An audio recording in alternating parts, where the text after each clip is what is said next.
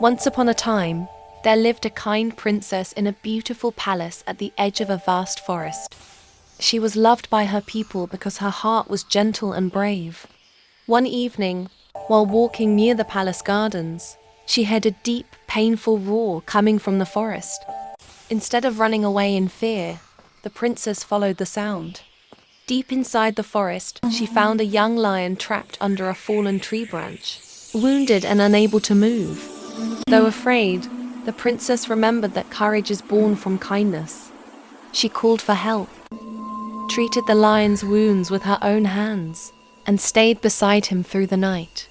Days passed and the lion slowly healed. When he was strong again, he did not attack or run away. Instead, he bowed his head in gratitude and returned to the forest. From that day on, the forest changed. No danger ever came near the palace again. Whenever darkness or fear surrounded the kingdom, the roar of the lion echoed softly from the forest, like a promise of protection.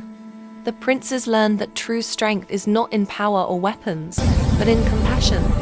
Her small act of kindness saved a life, and in return, hope and peace protected her kingdom forever.